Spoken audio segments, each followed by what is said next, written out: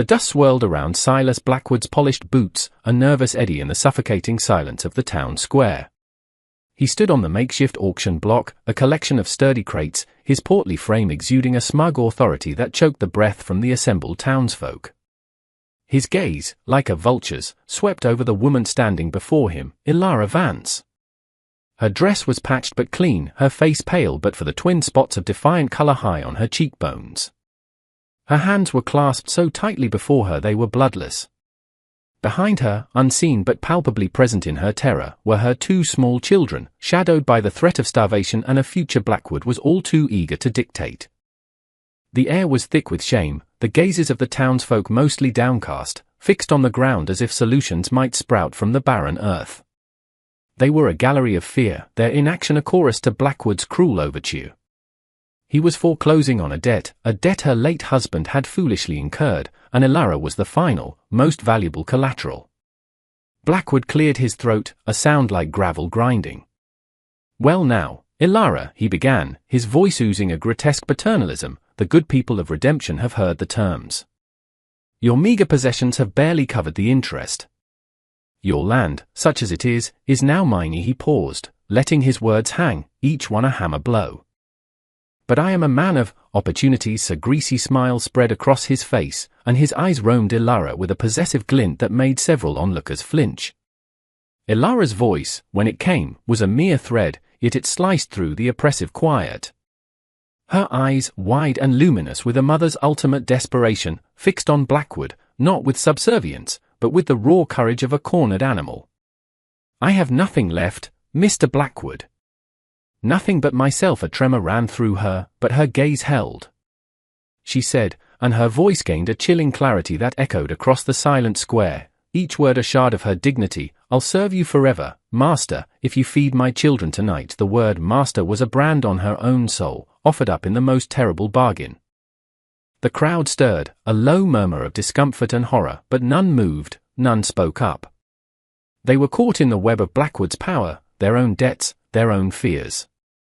Blackwood's smile widened. This was better than he'd hoped. He saw not a woman, but a possession, a trophy of his dominance. His eyes flickered with a dark hunger.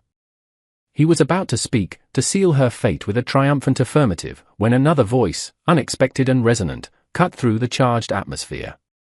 "That won't be necessary." The words were quiet, yet they carried the weight of iron. Every head turned. Standing at the edge of the crowd, unnoticed till now, was a man. He was tall, his frame lean but powerful beneath a travel-stained duster. His face was weathered, carved by sun and wind and something deeper, something sorrowful. His eyes, the color of a winter sky, were fixed on Blackwood, unwavering. Jedediah Thorne had seen enough. He'd ridden into Redemption seeking only water and a night's rest, but fate, it seemed, had other plans. He saw the predator in Blackwood's eyes, the profound despair in Ilara's, and a familiar, cold anger began to stir in his chest, an old fire he thought long dead. His hand, resting near the worn Colt at his hip, did not move, yet its presence was a silent promise. Silas Blackwood, momentarily stunned by the interruption, narrowed his eyes. "And who might you be, stranger, to interfere in affairs that don't concern you?" His voice was a low growl, laced with threat. Jedediah Thorne stepped forward, his boots making a soft, deliberate sound on the hard-packed earth. He moved with a quiet economy, no wasted motion, his presence filling the space he occupied more completely than Blackwood's bluster ever could. "Name's Thorne," he said, his voice still low, yet it carried an undeniable authority. "And a woman's desperation, a child's hunger, that concerns any man worth the name." He didn't look at Ilara, not yet. His focus was entirely on Blackwood, a silent challenge that brooked no argument. "What's the debt?" Blackwood scoffed, regaining some of his arrogance. "More than a saddle tramp like you could cover in a lifetime." $500, hard cash. He named the exorbitant sum with a smirk, expecting the stranger to balk, to slink away. Jedediah's expression didn't change. He reached inside his duster, his movements unhurried, drawing out a worn leather pouch. He loosened the drawstring and, with a flick of his wrist, a cascade of gold coins, double eagles, spilled onto the dusty top of a nearby rain barrel, each one landing with a solid, definitive thud that echoed louder than any gunshot in the sudden stillness. The sound of the coins, so unexpected, so substantial, struck the crowd dumb. Blackwood's jaw, which had been set in a sneer, slackened. His eyes, wide with disbelief, darted from the gold to Jedediah's impassive face and back again. "There's your 500, Jedediah stated, his gaze unwavering. "And another 100 for the lady's trouble, and for the public humiliation you've put her through." He nudged a smaller stack forward. "Count it." The silence stretched, taut and brittle. Blackwood, for the first time, looked uncertain. Greed warred with fury in his eyes. To refuse the gold now, in front of the entire town, would be to admit his motives were baser than mere debt collection. To accept it was to concede defeat to this quiet, formidable stranger. He licked his lips, his eyes darting to his two thuggish enforcers, who shifted uneasily under Jedediah's cool regard. They seemed far less imposing now. With a snarl, Blackwood gestured for one of his men. "Count it, you fools." While the coins were being tallied, Jedediah finally turned his gaze to Elara. She was staring at him, her expression a mixture of profound shock, disbelief, and a dawning, fragile hope. Her lips were parted, but no words came. He saw the faint tremor in her hands, the exhaustion that clung to her like a shroud. He gave a slight, almost imperceptible nod. He said, his voice softer now, "Seems your debt is paid." He scooped the 100 he'd set aside and pressed the coins into her trembling hand, his fingers briefly brushing hers. Her skin was cold. "This should see to your children." For a while Elara finally found her voice, a whisper. Why would you do this?" Her eyes searched his, looking for a trick, a hidden price. Jedediah's gaze flickered, a shadow passing through their depths. "Let's just say I don't hold with bullies." He turned back as Blackwood, his face a mask of barely controlled rage, confirmed the count. "The debt is settled, Blackwood. She's free of you." Blackwood snatched the pouch. "This ain't over, stranger," he hissed, his voice low and venomous. "Redemption ain't big enough for men who stick their noses where they ain't welcome." Jedediah met his glare. "Then maybe you should think about leaving." Without another word to Blackwood, Jedediah offered his arm to Elara. "If you'll allow me, I'll see you and your children to somewhere safe. The hotel, perhaps?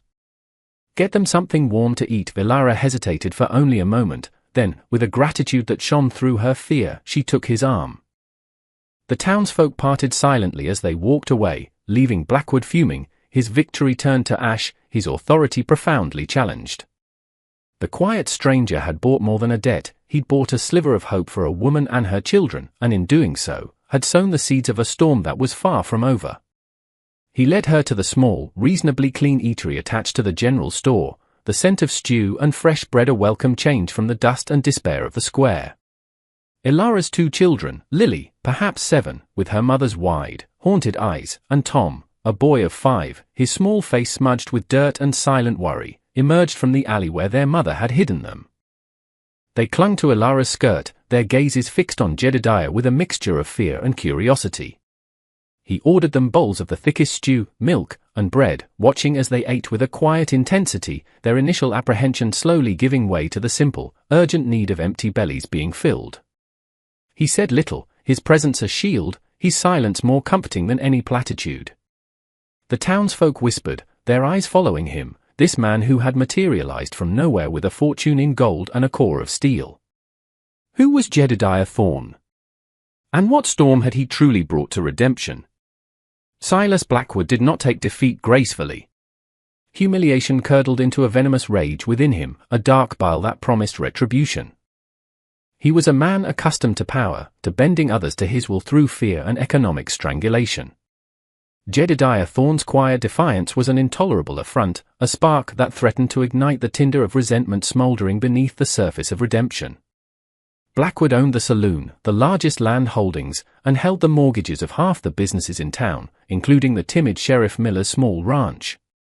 His influence was a suffocating blanket. He began by spreading whispers, poisonous insinuations about Thorne. Was he a road agent, flush with stolen gold? A deserter? A hired gun with some nefarious purpose? Fear was Blackwood's most trusted tool. He instructed his enforcers, a brutish pair named Cletus and Jeb, to make Thorn's presence in Redemption uncomfortable. They loitered outside the small room Jedediah had taken at Mrs. Henderson's boarding house, their leering gazes and muttered threats designed to intimidate.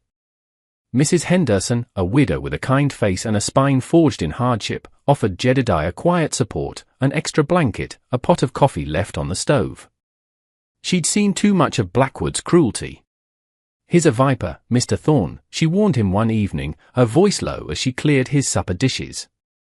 "And vipers strike when cornered." Jedediah merely nodded, his eyes thanking her for the counsel. "I'm aware." His quiet vigilance was constant.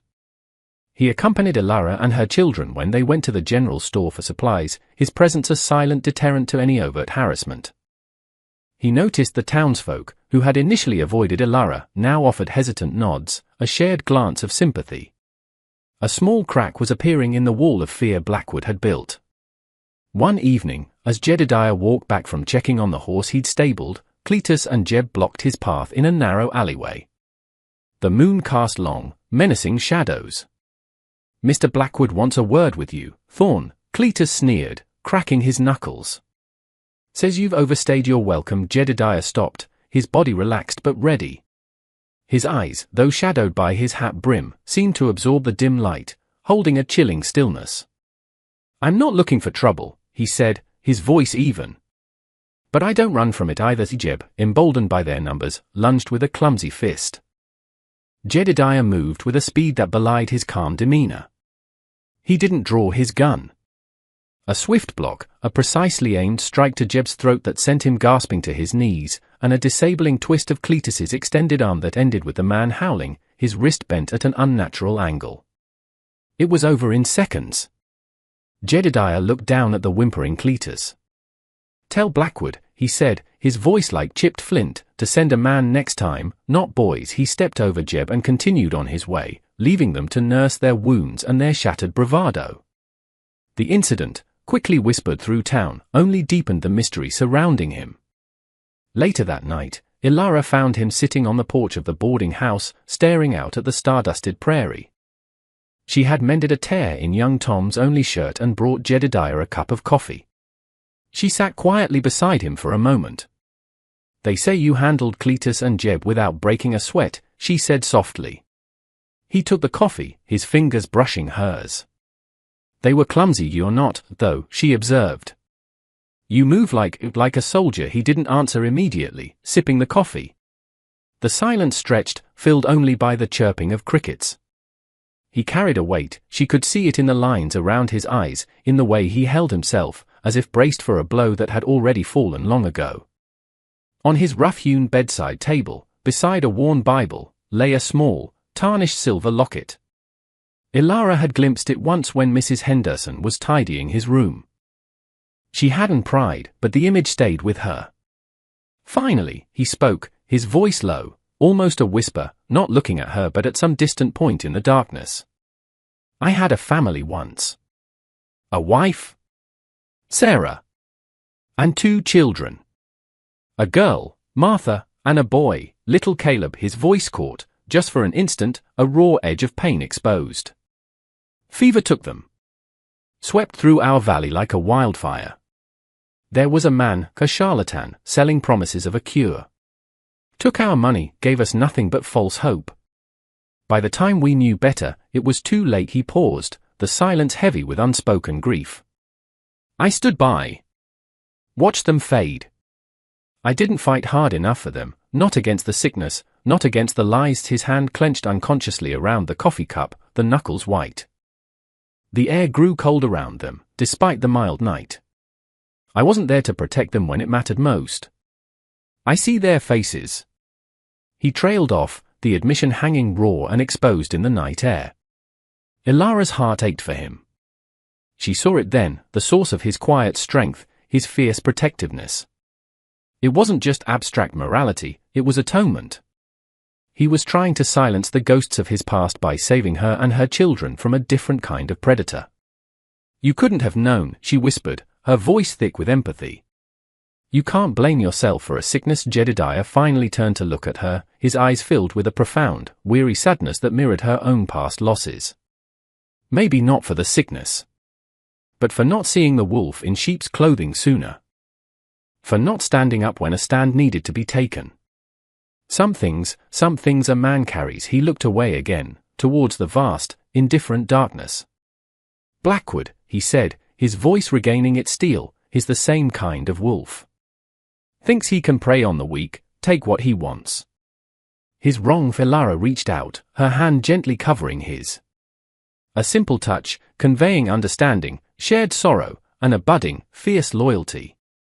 You're not alone in this fight, Jedediah. He looked at her hand on his, then into her eyes, and for the first time, a flicker of something other than pain and vigilance warmed his gaze.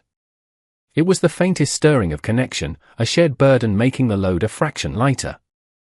The storm Blackwood was brewing was indeed coming, but Jedediah Thorne would not face it alone, and this time, he was determined the outcome would be different.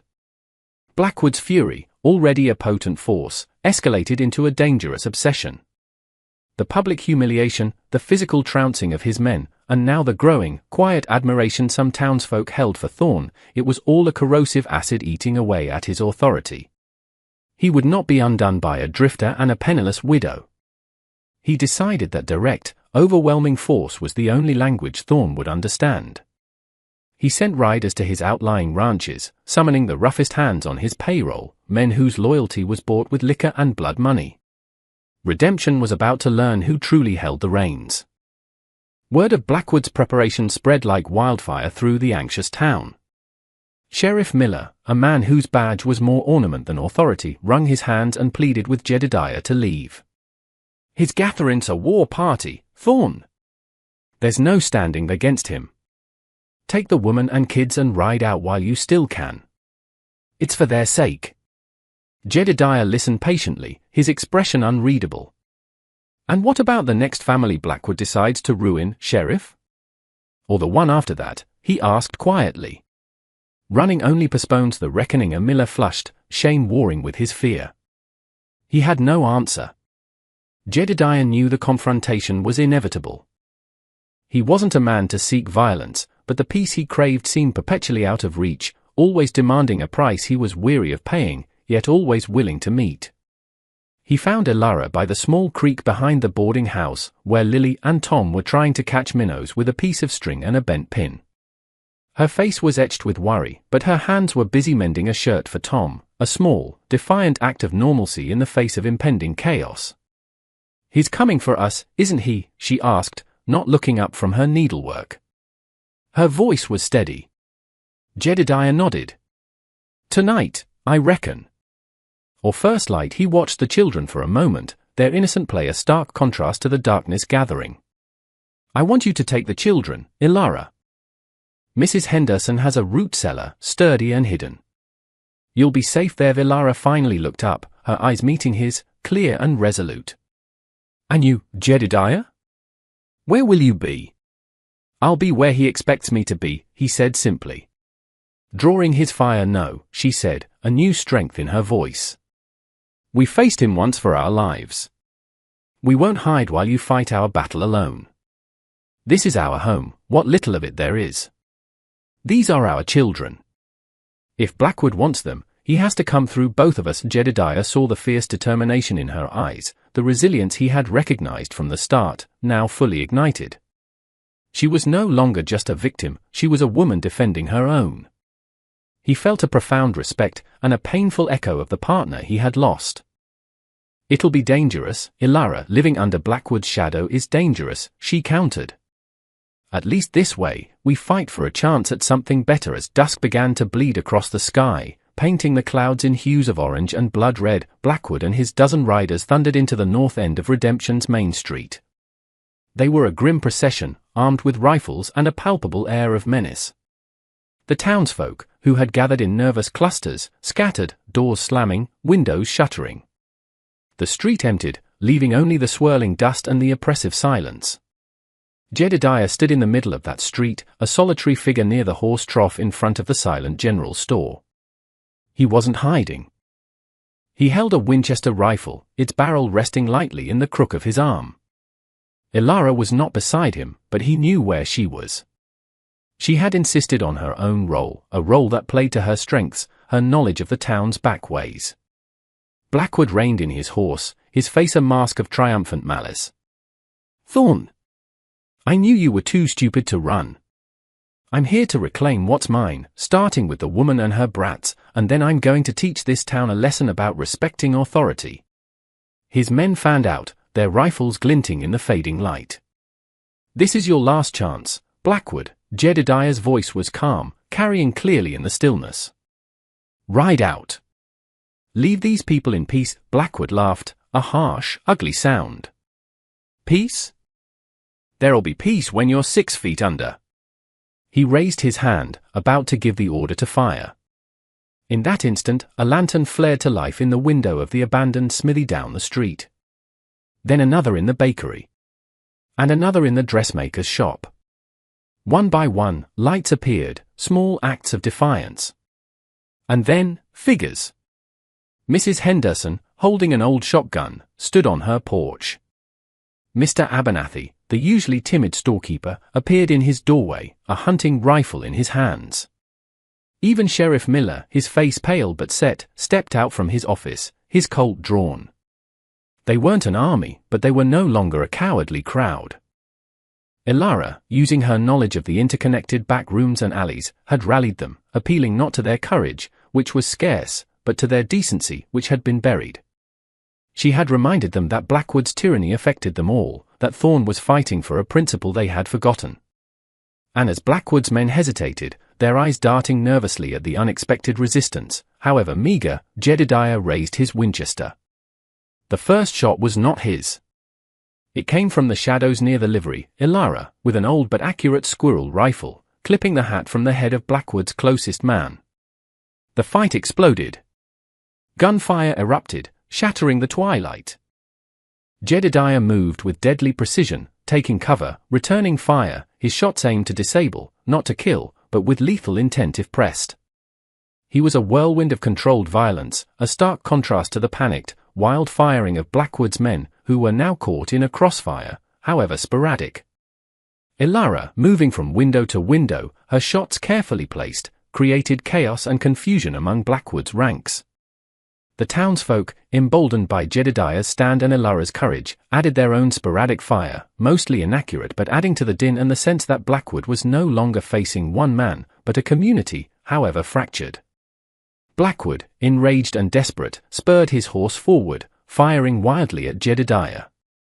A bullet tore through Jedediah's left arm, spinning him, but he stayed on his feet, his jaw tight with pain. He brought his rifle up, sighting down the barrel at the charging tyrant. His shot was true. Blackwood cried out, clutching his shoulder, his pistol falling from his grasp as he slumped forward, then tumbled from his horse into the dust. His remaining men, seeing their leader fall and facing a town that had finally found its voice, lost their nerve. Some threw down their weapons, others turned and fled into the gathering darkness. The gunfire sputtered and died. Silence descended, heavy and ringing. Jedediah stood, breathing heavily, his arm bleeding freely, the Winchester still ready. Elara rushed to his side, her face pale but her eyes blazing. "Jedediah, you're hit." The townsfolk slowly emerged, their initial fear replaced by a stunned disbelief, then a rising tide of elation. Sheriff Miller, his hand surprisingly steady, approached the groaning Blackwood and disarmed him fully. "Silas Blackwood," Miller said, his voice gaining a timbre of authority he hadn't possessed an hour before, "you're under arrest. For attempted murder, incitement to riot, hell, for just being you the spell was broken." The tyrant had fallen, not just to one man's bullet, but to the collective courage he had so long despised. The dust began to settle, carrying with it the acrid smell of gunpowder and the palpable weight of the battle's end. Jedediah leaned against the horse trough, the pain in his arm a dull, throbbing ache, but it was a grounding sensation, a reminder that he was alive, that they had prevailed.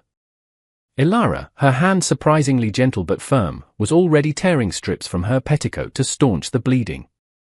Her touch was professional, yet deeply personal. "We need to get this cleaned and bound properly," she said, her voice a mixture of concern and a newfound confidence. Lily and Tom, coaxed from their hiding place by Mrs. Henderson, ran to their mother, their small faces streaked with tears and dirt, but their eyes wide with relief as they saw her, and then Jedediah, alive. They hesitated before Jedediah, then young Tom, emboldened, reached out a small, grimy hand and touched Jedediah's good arm. "You saved us," he whispered, his voice full of awe. Jedediah looked down at the boy, a ghost of a smile touching his lips. He gently ruffled Tom's hair. "We saved each other, son." The townsfolk gathered around, no longer a fearful, scattered mob, but a community tentatively reborn. Mr. Abernathy clapped Jedediah on his good shoulder. "We owe you, Thorn. We owe you more than we can say." Mrs. Henderson was already directing willing hands. "Someone fetch Doc Miller. And bring water, clean cloths."